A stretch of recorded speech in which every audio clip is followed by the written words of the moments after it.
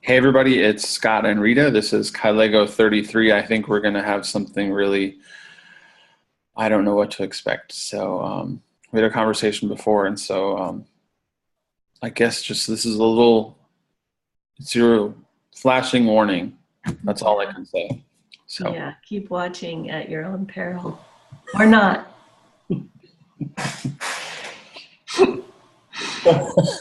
so I remember when we had like this conversation a while back, a number of years ago, let's say, about signs and about, you wrote this piece about putting up a sign in the world saying, enter at your own peril. Like gusty winds here, you'll be thrown about, enter in your own peril. And it struck something both with us, and we also had conversations, and like our Zoom feed kept feeding in and out, and we'd realized that what we were speaking of was incredibly important, and it was so important that our communication was being broken. This is what we felt. You had a feeling of feeling stabbed in the back at one point. All good data, all good information that really told us that we were onto something. So, yes, and that sign. My intention was more like continue what you're doing at your own peril. Continue not noticing that it's not working, but continue doing it and see where that goes. Even though you've had signs all along the way, evidence of where it's going. And we were talking about this whole systemic breakdown. It's more than just one thing. It's more than your health. It's more than society. It's more than politics. It's an entire systemic illness. And we just decided to get ahead of the curve and not be sucked into that toxic pit and system of illness. And look at us now.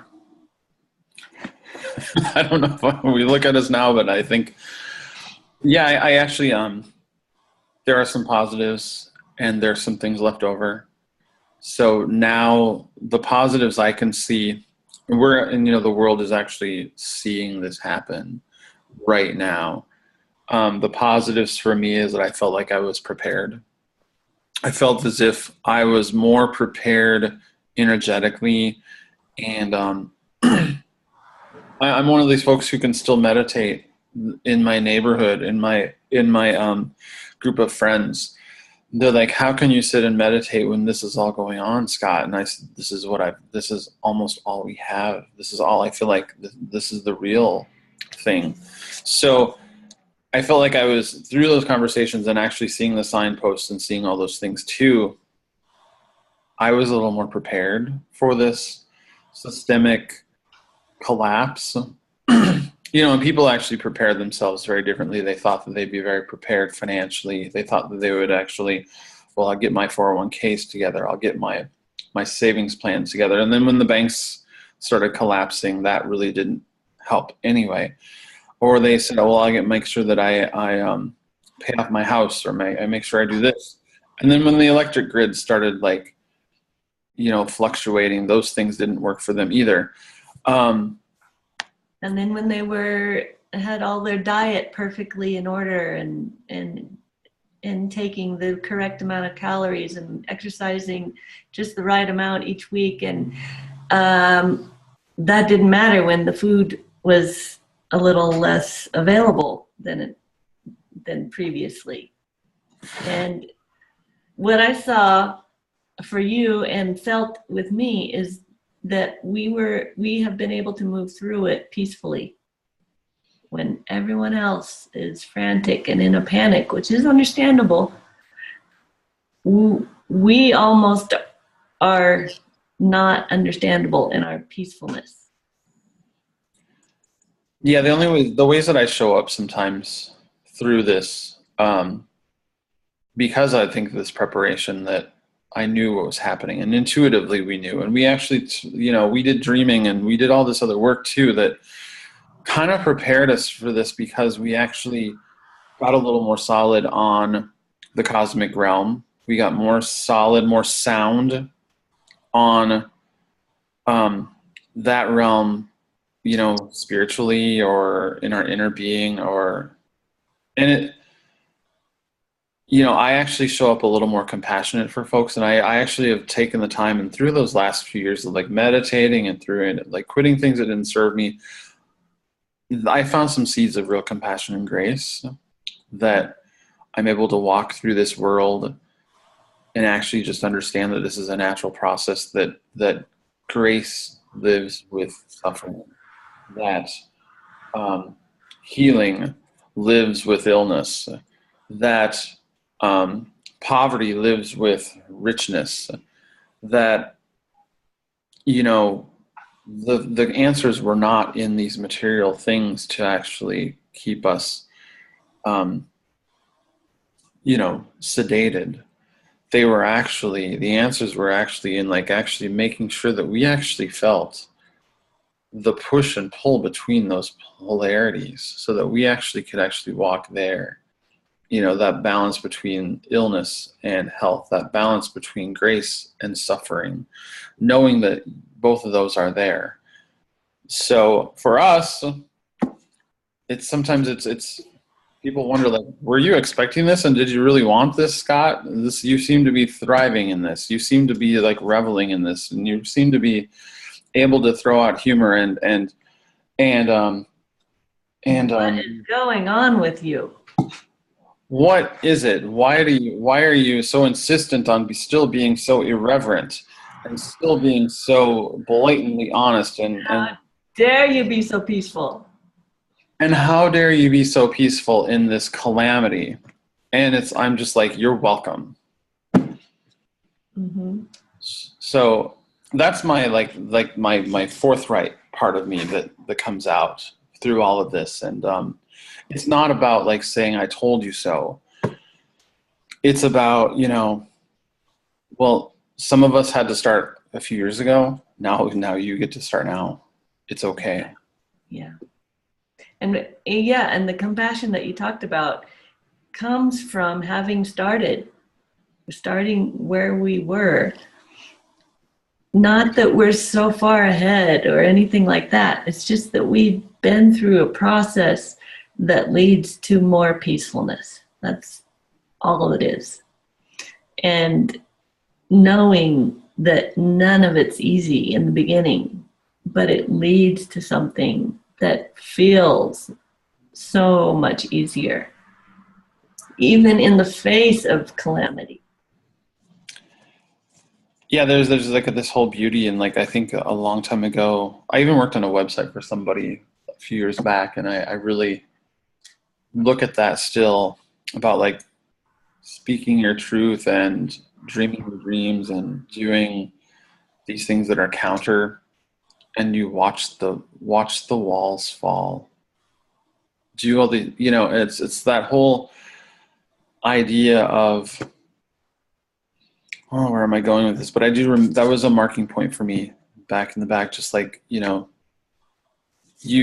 and also watch your own walls fall. I actually, let myself collapse with, my health, the divorce years ago.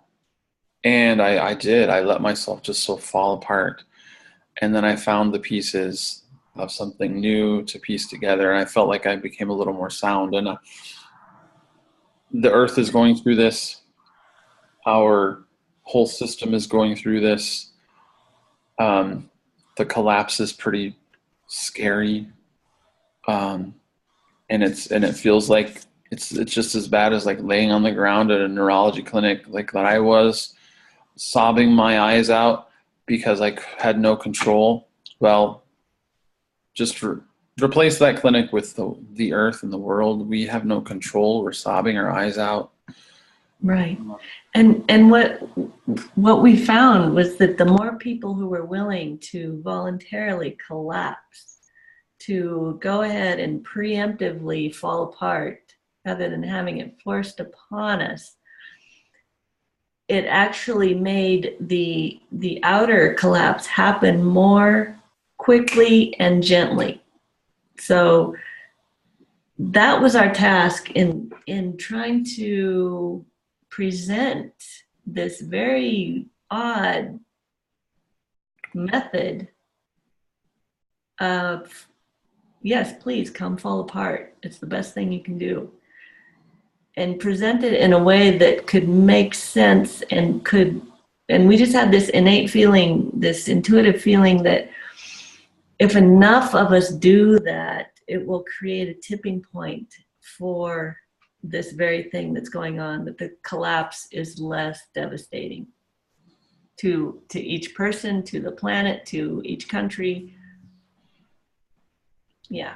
And it To was, ourselves, right. for ourselves, for our own souls as we travel and learn. And yeah, all these things that we like talked about years ago, like quitting and oh, let's do a soul circle that's going to, you'll see in your dreams, and you can put in your house to like actually project out your soul looking back at you, this reflection, all these like unconventional things that we had folks do. We realized that, yeah, this actually helped for those folks too. And if enough folks, this like actually helped this become a gentler process for them. They were allowed themselves to fall apart. They allowed themselves to quit. They allowed themselves to just shed those things, like turn off the television, wow. Stop following politics. Stop feeding into that desire just to fight. And then, right. And these things that you've mentioned, like putting a soul circle in your window to project the most loving part of you outward. It made no sense, but the world makes no sense at that point. It was making no sense. So why not just try anything? Yeah, I likened it too. I remember there was a day too, and I rolled down my windows in my car and I blasted out opera music to anybody who has had their windows down. And I know at stoplights it was just crazy. People would turn their heads and look, but I would just have that blasting out. And it's the same thing with the soul circle. You have this pointed out at you, pointed out to the world. They don't understand why you're doing that. They don't know what's going on, but they kind of figure there's something that hits them that says, there's a little something there. And something hits them. So we worked on this subconscious realm. We worked in this cosmic thing. And I actually I don't like the term, but I actually embrace it every once in a while. When I get in my egoic state, I like that term cosmic fixer.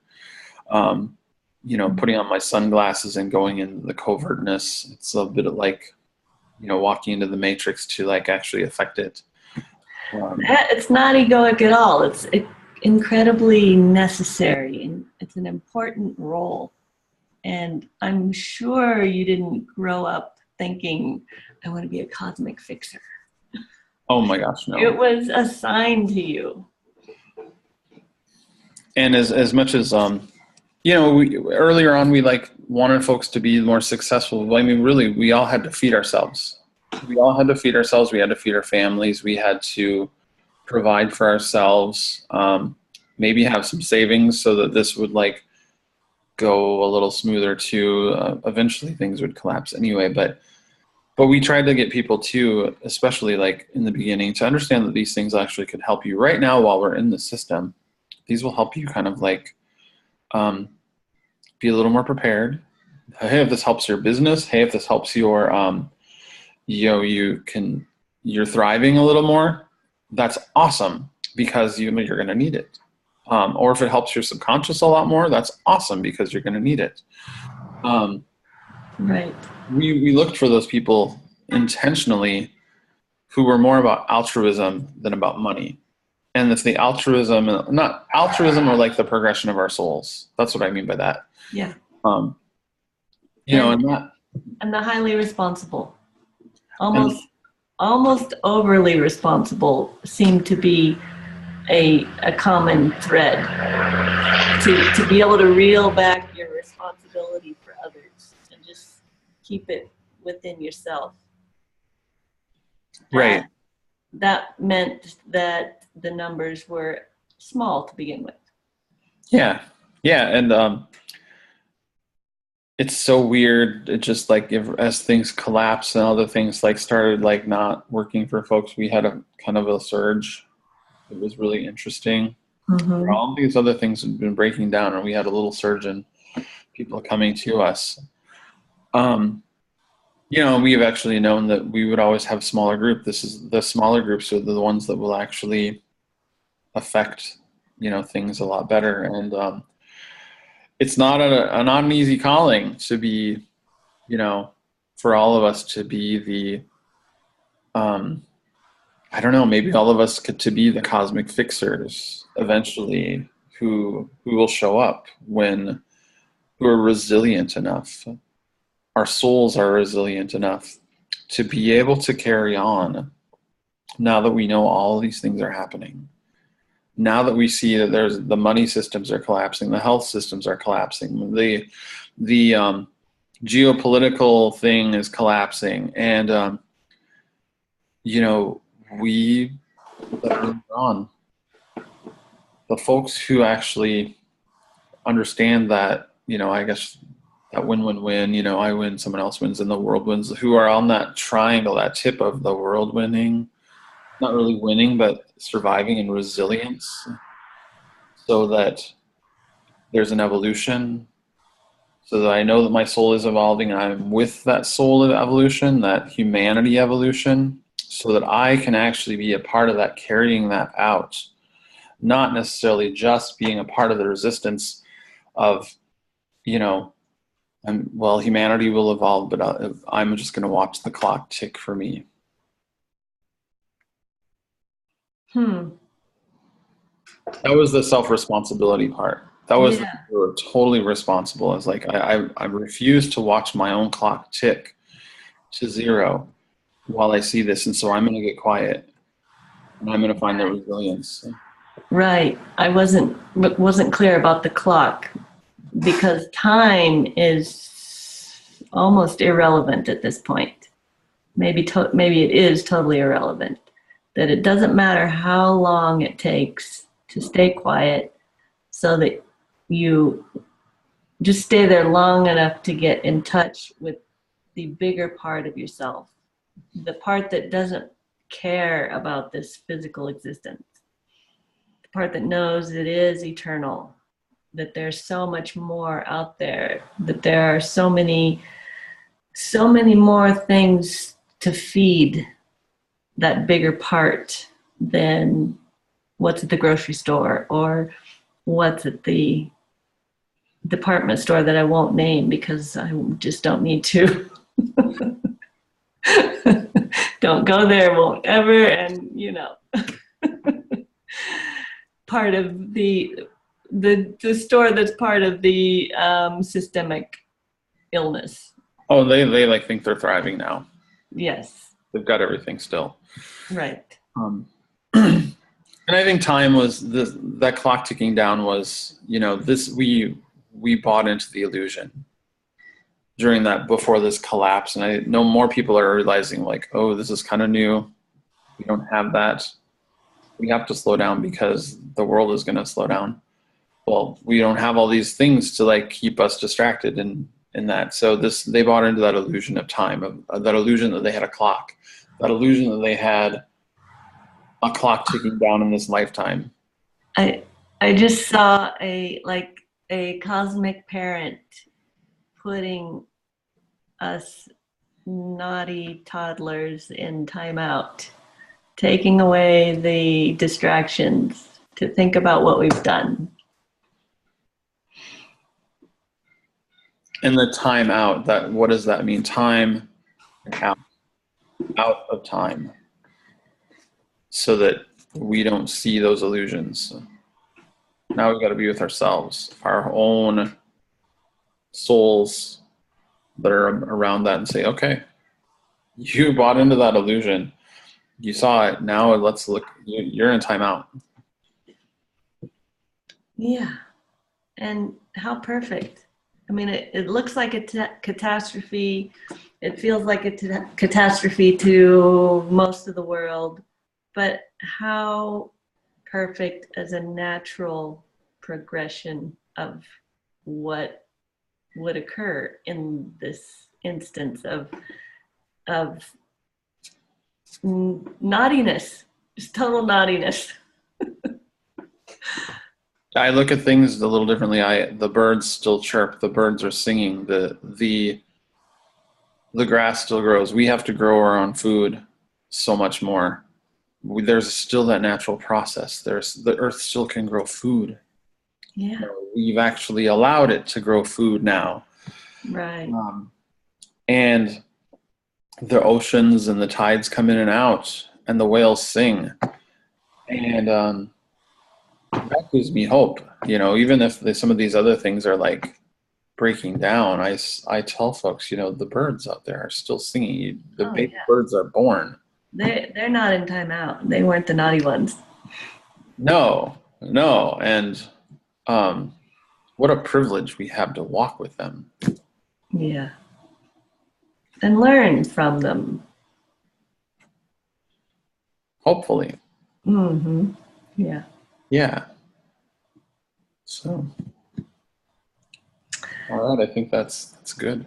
Yeah. Sorry. Thank Sorry, you. but you're welcome. Yeah. Yep. That's all there is to say.